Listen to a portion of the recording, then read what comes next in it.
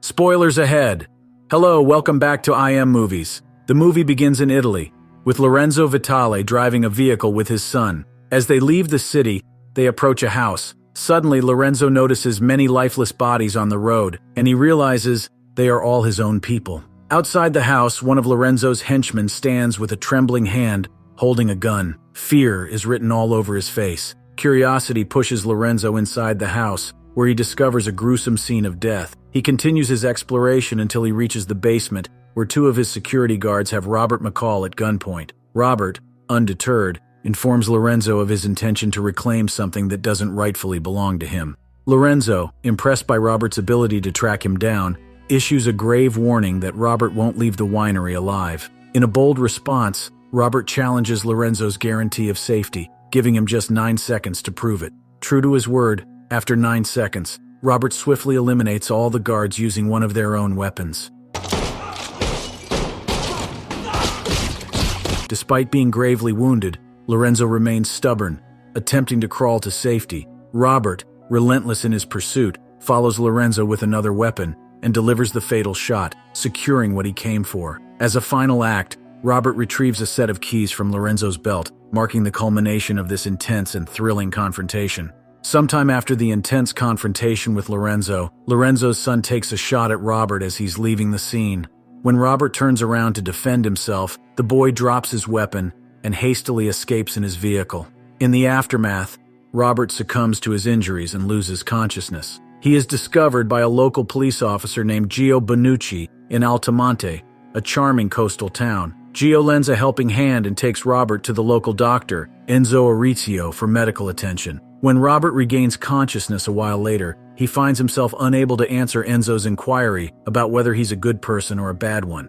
Nevertheless, Enzo diligently oversees Robert's recovery over the next few days. On the third day, Robert is finally in good health and able to explore the town. At a cozy local cafe, the owner and waitress, Amina, serve him their finest coffee, despite his initial order for tea. Amina is convinced that once Robert tries their coffee, he will forget all about tea. Later on, Gio, who often visits the cafe with his daughter Gabby, encounters Robert. While Amina keeps Gabby entertained, Gio has a friendly chat with Robert. Gio reassures Robert that he's among good-hearted people, and in a gesture of trust, hands over the keys to his car, explaining that he hasn't yet checked Robert's bags. Grateful for Gio's kindness, Robert expresses his thanks, and Gio departs. Meanwhile, CIA agent Emma is diligently working from Enzo's place. In an anonymous call, Robert contacts the financial operations group of the CIA and speaks with agent Emma Collins. He shares details about a peculiar winery in Sicily that seems to be involved in importing wine from Syria. As night falls and Robert gets some rest, he has vivid memories of his girlfriend Suzanne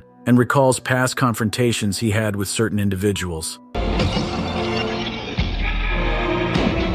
Over the next few days, Robert takes the time to become familiar with the townsfolk and the owners of different businesses in the local marketplace. During his stay, he can't help but notice a gang that routinely causes trouble and intimidates people in the area. They forcefully demand money from the locals, insisting on regular payments.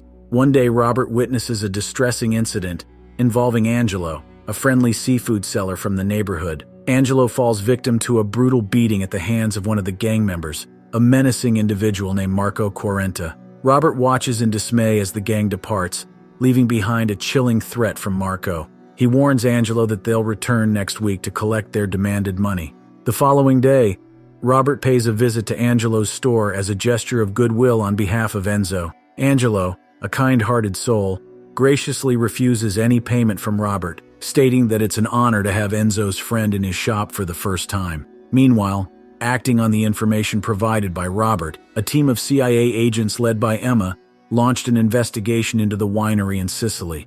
To their astonishment, they not only discover illegal narcotics, but also millions of dollars in cash at the winery. These illicit activities were carried out by a group that had been flying under their radar. Emma and her colleague, Frank Conroy, decide to continue their pursuit of any leads they can uncover. On a rainy day, Enzo takes the time to examine and tend to Robert's healed wound. During their conversation, Enzo imparts a piece of wisdom, mentioning that not being certain whether one is a good person is often a sign of true goodness. He explains that this is precisely why neither he nor Gio officially reported Robert's accident when they found and treated him. Elsewhere, Marco's brother Vincent reminds him of their ambitious plans for the town of Altamonte. They intend to transform it with new resorts and casinos, serving as a model for the rest of the town. In pursuit of their vision, Marco and his gang resort to drastic measures, setting fire to Angelo's shop. One fateful day, as the town's residents can do nothing but watch in helplessness, Robert spots the gang lurking not too far from Angelo's damaged shop. Without hesitation, he joins Angelo and the rest of the townsfolk in cleaning up the aftermath of the fire, showing his solidarity with the community. In the midst of this turmoil, Gio takes action by examining the footage of the fire and formally initiating an inquiry into the van that had been spotted outside Angelo's shop during the incident. Over time, Robert becomes an integral part of the local community, forging connections with more of its residents. On a typical day, while Robert is peacefully sipping tea at Amina's cafe, he notices a familiar face in the crowd, Emma, the CIA agent who had been searching for him. She inquires about how he obtained precise information regarding the winery's illicit activities. Robert, choosing to remain enigmatic, provides vague responses, alluding to the fact that he genuinely wishes he could share the whole truth with her. As Emma departs, Robert is pleasantly surprised to realize that she already knows his name. Meanwhile, on the day when Gio goes to pick up his daughter Gabby from school, he receives a strange phone call notifying him that Gabby's school ended a bit earlier than usual. Concerned, he inquires with Gabby's teacher, who informs him that an officer had picked up Gabby just a little while ago. Filled with worry, Gio rushes home to find a distressing scene unfolding. His wife and daughter are being held captive by Marco and his henchmen. They've taken this drastic step as retribution for Gio's inquiry into their van. Marco launches a brutal attack on Gio, ensuring that his family is forced to watch the violence unfold. With his family's life hanging in the balance, the gang threatens Gio, warning him not to interfere in their affairs again. Once they've made their point, they depart, leaving Gio to tend to his wounded pride and family. Observing Gio's departure, Robert notices the troubled state of affairs in Enzo's office. Later that day, after getting patched up with a few bandages, in a chance encounter with Emma at a church one day, Robert engages in a thought-provoking conversation. He asks her if she believes in miracles. Emma responds that she doesn't, and she also acknowledges that she isn't afraid of him, even though he seems like an elusive figure about whom little is known. She informs him that the Sicilian farmer Lorenzo Vitale had been on Interpol's most wanted list for an entire decade, emphasizing the vast scope of his illegal operations. Terrorists even utilized his farm for smuggling activities. Intrigued by Robert's involvement and motivations, Emma queries why he chose to provide her with that anonymous tip. However, Robert skillfully diverts the conversation, redirecting her attention to a different question: why Sicily was being targeted for these smuggling activities. He assures her that he intends to uncover the answer soon. Emma expresses her hope to learn the truth in their next meeting. That evening, Marco rudely interrupts Gio's family dinner at a restaurant. He informs Gio that he had to make arrangements with a Somali family to secure some of their boats for the gang's activities. However, Marco's attention is soon drawn to Robert, who is seated at a table across the room. Marco approaches Robert and warns him to steer clear of matters that don't concern him, expressing his disdain for perceived threats. In response, Robert calmly advises Marco to relocate himself and his associates elsewhere to conduct their business. He explains that he has developed a fondness for Altamonte and its people and wishes to protect the town's peace. Marco, however, dismisses Robert's words and disregards the warning. His disregard costs him dearly when Robert applies a pain compliance strategy, exploiting a sensitive nerve on Marco's hand. Under Robert's influence, Marco orders his men to depart and leaves behind his weapon. Later that night, Robert confronts Marco and a couple of his associates in a physical altercation, ultimately emerging victorious. One morning, Frank contacts Emma from Rome to inform her of the latest bombing incident at a train station. Investigators have discovered a connection between the money generated from narcotics and funding for similar terrorist activities.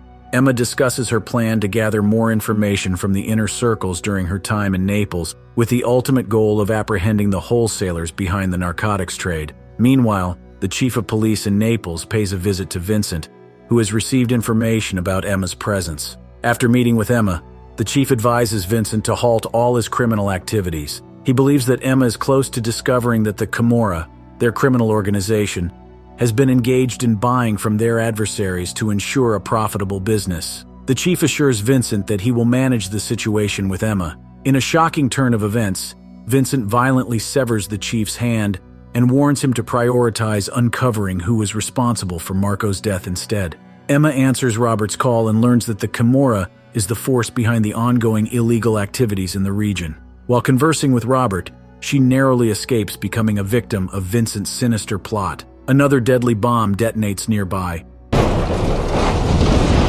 causing her injuries that require immediate medical attention. She is rushed to the hospital, where Frank assures her that he will handle the remainder of her investigative work. On the same fateful evening, Vincent seizes Gio and his family as hostages, using them as leverage to coerce the town of Altamonte into revealing the person responsible for Marco's death. In a chilling display, he shoots at Gio's ear, making it clear that he will take Gio's life with the next shot unless he receives the answer he desires. However, just as Vincent threatens Gio and his family, Robert arrives on the scene, echoing the words he had previously conveyed to Marco.